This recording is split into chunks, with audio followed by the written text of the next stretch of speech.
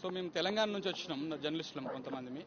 So 3 రోజుల నుంచి రాహుల్ గాంధీ గారి అపాయింట్మెంట్ కూడా ట్రై చేస్తున్నాం 2 డేస్ నుంచి సీరియస్గా. సో ఆయన ఎలక్షన్ ప్రచారంలో ఉన్నాడని చెప్పేసి అపాయింట్మెంట్ కూడా ఇవ్వలేదు. సో ఇవాళ గత్యంతరం లేని పరిస్థితుల్లో ఇక్కడ రాహుల్ గాంధీ గారి ఇంటి దగ్గర, ఇక్కడ ఏఐసీసీ ఆఫీస్ దగ్గర మేము నిరసన ప్రదర్శన చేస్తా ఉన్నాము. ఎందుకు చేస్తా ఉన్నామంటే తెలంగాణలో జర్నలిస్టుల మీద స్పెషల్గా ఫోకస్ చేసి కొంతమంది జర్నలిస్టుల మీద అటాక్స్ చేస్తూ ఉన్నారు. గత 6 నెలల క్రితం ఒకసారి ఫిబ్రవరి 22వ తారీఖు నాడు ఒకసారి అటాక్ చేశారు. సో మా బృందం మీద, అలాగే తర్వాత రకరకాలుగా ఇక్కడ చూడండి మీరు ఎంతమంది జర్నలిస్టుల మీద అటాక్ చేశారు. నేషనల్ జర్నలిస్టుల మీద కూడా అటాక్ చేసినటువంటి పరిస్థితి మనం చూస్తూ ఉన్నాం. రీసెంట్గా కొండారెడ్డిపల్లిలో జరిగినటువంటి అక్కడ రుణమాఫీ జరిగిందా లేదా అని కొంతమంది మహిళా జర్నలిస్టులు అక్కడికి వెళ్ళి వాళ్ళు గ్రౌండ్ రిపోర్ట్ చేస్తున్న క్రమంలో అక్కడ వాళ్ళ మీద కొంత అటాక్ చేశారు ఆ గ్రామస్తులు, కొంతమందికి కాంగ్రెస్ సంబంధించినటువంటి నాయకులు.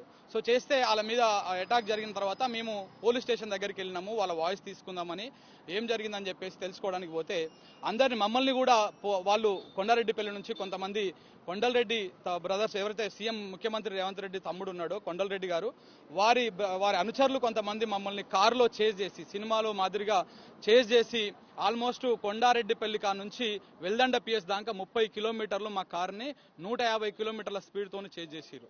సో 3 సార్లు మమ్మల్ని అడ్డుకునే ప్రయత్నం చేశారు. అడ్డుకుంటే ఒక్క కారు పోయి 4 కార్లు అయినాయి లాస్ట్ వరకు.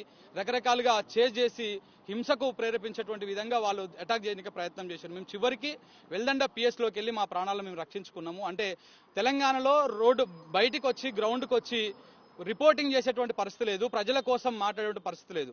గతంలో కొడంగల్ నియోజకవర్గంలో పేదలకు సంబంధించినటువంటి అసైన్డ్ భూములను తీసుకుంటున్నారు అని చెప్పేసి ఒక గ్రౌండ్ రిపోర్ట్ చేస్తే అప్పుడు ఫిబ్రవరి 22వ తారీఖు నాడు అటాక్ చేసిరు. తర్వాత మళ్ళీ ఇప్పుడు కొండారెడ్డిపల్లికి సంబంధించినటువంటి ఇష్యూ మీద మేము గ్రౌండ్ రిపోర్ట్ చేయకపోతే మా మీద అటాక్ చేస్తున్నారు. ఒక మా మీదనే కాదు, మీరు ఇక్కడ చూడొచ్చు ఓయూలో కొంతమంది జీతెలుగు సంబంధించినటువంటి జర్నలిస్టుల మీద, అలాగే ఇక్కడ ఆకుల శ్రీనివాసరెడ్డి జర్నలిస్టుల మీద, చిల్కా ప్రవీణ్ కావచ్చు, ఇక్కడ మహిళా జర్నలిస్టులు కావచ్చు, ఆఖరికి నేషనల్ మీడియా జర్నలిస్ట్ అయినటువంటి బర్కదత్ మీద కూడా ఇట్లాంటి దాడులు జరిగినటువంటి సందర్భాన్ని మేము గుర్తు చేస్తా ఉన్నాం. ఈ దాడులు ఆపాలి.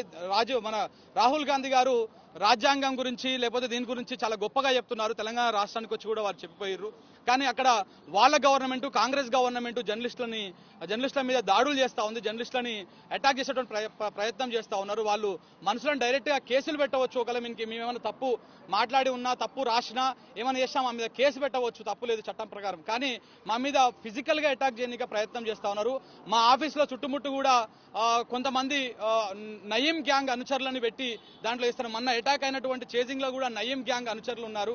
సో దానికి సంబంధించినటువంటి ఈ నయీం గ్యాంగ్ కు ఈ జర్నలిస్టులని దాడులు చేసేటువంటి కార్యక్రమాన్ని అప్పచెప్పినట్టుగా మనకు తెలుస్తా ఉంది.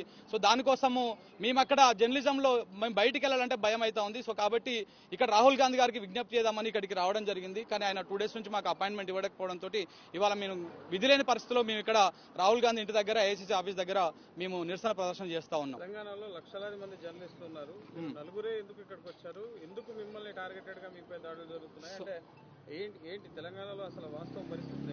అంటే మేము కొంత ఇప్పుడు రైతు రుణమాఫీకి సంబంధించి కొంత గ్రౌండ్ రియాలిటీని చెప్పేటువంటి ప్రయత్నం చేస్తాం. మిగతా జర్నలిస్టులు చేస్తలేరని కాదు మా ఉద్దేశం, కానీ మేము కొంత యాస్టీస్ గా ఏముందో అది చూపించేటువంటి ప్రయత్నం చేస్తున్నాం. అలాగే కొండారెడ్డిపల్లిలో జరుగుతున్నటువంటి ఇన్సిడెంట్ని కూడా, ఒక అనుమానాస్పద మృతిని కూడా మేము దాంట్లో బయట పెట్టడం జరిగింది. దాంతో కొంత పర్సనల్ గా కొన్ని మీడియా సంస్థలను, 4-5 మీడియా సంస్థలని ఫోకస్ చేసి వాళ్ళ మీద అటాకులు చేసేటువంటి ప్రయత్నం చేస్తూ ఉన్నారు. ముఖ్యమంత్రి దృష్టికి వీటిని తీసుకెళ్లొచ్చు కదా, ఇక్కడ రాహుల్ గాంధీ దగ్గరికి వస్తే రాహుల్ గాంధీ ముఖ్యమంత్రి.